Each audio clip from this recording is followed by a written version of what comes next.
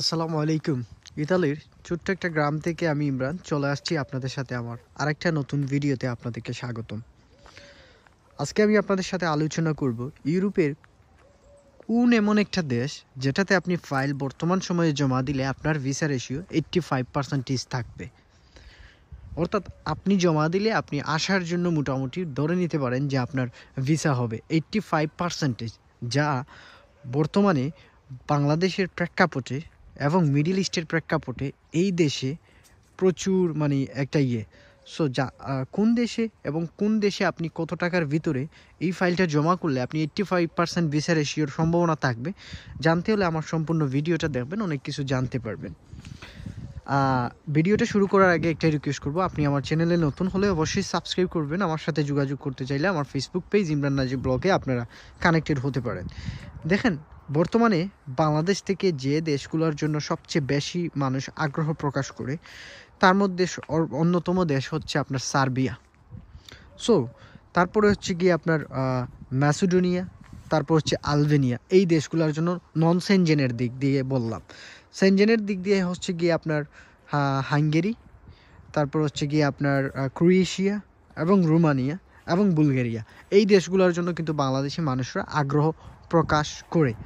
এখন এই যে নন সেনজেন এবং সেনজেন, এই দুই দেশের মধ্যে কোন এমন একটা দেশ যে দেশে আপনি ক্রোয়েশিয়ার কথা বললাম, যে কোন এমন একটা দেশের আপনি যদি ফাইল জমা করেন আপনি 85% ভিসা রেশিও থাকতেছে, সেটা আর কোনো দেশ না, সেটা হচ্ছে ক্রোয়েশিয়া।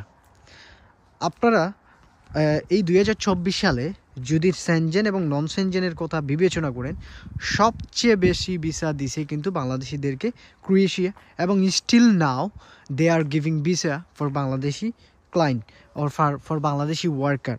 সো আপনারা যারা অধীর আগ্রহে বিভিন্ন জায়গাতে খুঁজাখুঁজি করেন বা কোথায় ফাইল জমা করবেন, তাদের উদ্দেশ্যে আমি এই ভিডিওটা মেক করতেছি যে আপনি যদি ফাইল জমা করেন আপনার ভিসা রেশিও মোটামুটি 85%। এটা 95% থাকতো বাংলাদেশিদের জন্য ক্রোয়েশিয়ার ভিসা রেশিও। শুধু থাকে নাই, মাঝে মধ্যে নেপালে বাংলাদেশি কিছু ক্লায়েন্টের ফেক পারমিট দিয়ে কিন্তু এমবেসি ফেস করানো হয় কিছু কিছু এজেন্সির মাধ্যমে।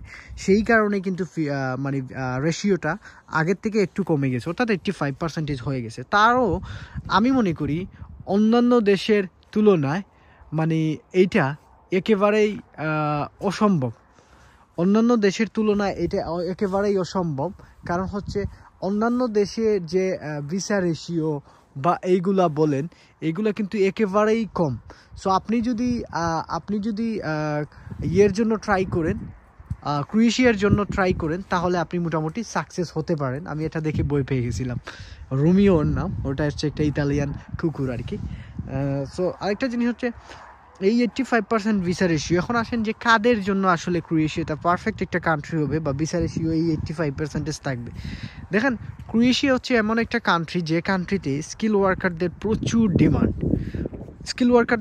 ডিমান্ড। যেমন আপনি যদি ওয়েল্ডারের কাজে জমা দিতে পারেন, আপনি যদি ইলেকট্রিশিয়ান কাজে জমা দিতে পারেন, আপনি যদি কার্পেন্টার হিসাবে জমা দিতে পারেন, আপনি যদি মেশনের কাজ জানেন, আপনি যদি কনস্ট্রাকশন রিলেটেড যে কোনো কাজ যদি আপনি ফাইল জমা করতে পারেন, আপনার যদি ভিডিও থাকে, আপনার যদি এক্সপিরিয়েন্স সার্টিফিকেট থাকে, তাহলে মোটামুটি আপনি 85% শিওর ধরে নিতে পারেন ক্রোয়েশিয়ার ভিসা। তার বলে এই না যে কারো রিজেক্ট হচ্ছে না, মাঝে মধ্যে কিন্তু অনেকেরই ক্রোয়েশিয়ার ভিসা রিজেক্ট হয়। যেমন ওয়্যার হাউস ওয়ার্কার হিসাবে যেগুলো নন স্কিলের মধ্যে পড়ে, এগুলো ম্যাক্সিমাম অনেক সময় রিজেক্ট হয়ে যায়। কিন্তু স্কিল ওয়ার্কারদের ভিসা রেশিও মোটামুটি 85%, এবং যারা নন স্কিল আছে তাদেরকে কনস্ট্রাকশন হেল্পার হিসাবে দিয়ে দেওয়া হয়। এবং কনস্ট্রাকশন কোম্পানিগুলোর কিন্তু ওয়ার্ক পারমিটে ভিসা রেশিও এই 85%, অর্থাৎ খুবই ভালো ডিমান্ড বর্তমান সময়ে ক্রোয়েশিয়ার জন্য। সো যারা আমাকে সবসময় প্রশ্ন করেন যে ইমরান ভাই কোন দেশের জন্য আমরা ফাইল দিতে চাইবো বা ইন ফিউচারে, অর্থাৎ 2025 সালে বা ইয়েগুলাতে, সেটা নিয়ে অলরেডি আমি একটা ভিডিও মেক করব। কিন্তু তার পাশাপাশি আজকে আমি এটা বললাম যে আপনারা ক্রোয়েশিয়ার জন্য কিন্তু ট্রাই করতে পারবেন। কারণ ক্রোয়েশিয়ার জন্য এখন আর আপনার বাংলাদেশ থেকে সব কিছু সম্ভব। আপনার আর এখন ইন্ডিয়া বা নেপাল যাওয়ার যে একটা মানে ইয়ে আছে, সেটার জন্য কিন্তু আপনার আর নেপাল বা ইন্ডিয়া যাওয়া লাগবে না। সো আপনি চাইলে বাংলাদেশ থেকে আপনার ইচ অ্যান্ড এভরি কাজগুলো আপনি করে নিতে পারবেন। এই জিনিসটা খুবই একটা ভালো উদ্যোগ, এবং ইন ফিউচারে যারা 2025 সালের জন্য ট্রাই করবেন তারা ক্রোয়েশিয়ার জন্য ট্রাই করতে পারেন। সো ভালো আশা করা যাচ্ছে যে বাংলাদেশ মানে এই 2025 সালটা বাংলাদেশিদের জন্য খুবই একটা ভালো একটা সাল হবে মানে ইউরোপে আসার ক্ষেত্রে, যেহেতু ম্যাক্সিমাম দেশগুলোর মানে ভিসা সেন্টারগুলো কিন্তু বাংলাদেশে চালু হয়ে যাইতেছে। অলরেডি ক্রোয়েশিয়ারটা চলে আসছে, বিএফএস থেকে আপনি কিন্তু ফাইল সাবমিট করতে পারতেছেন। সো এটা খুবই একটা ভালো উদ্যোগ।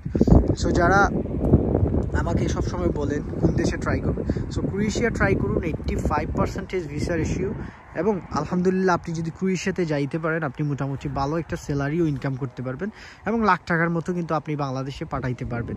সো দেরি না করে আপনারা সবাই যে কোনো কাজ যদি নাও জানেন, একটা কাজ শেখার চেষ্টা করুন, সেই কাজের একটা সার্টিফিকেট নেওয়ার চেষ্টা করুন।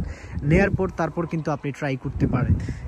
ওয়েল্ডারের কাজ আছে, আপনি কার্পেন্টারের কাজ শিখুন, সেখান থেকে একটা সার্টিফিকেট ম্যানেজ করার চেষ্টা করুন, করে আপনি মানে ট্রাই করুন, দেখবেন আপনার ভিসা হয়ে যাবে।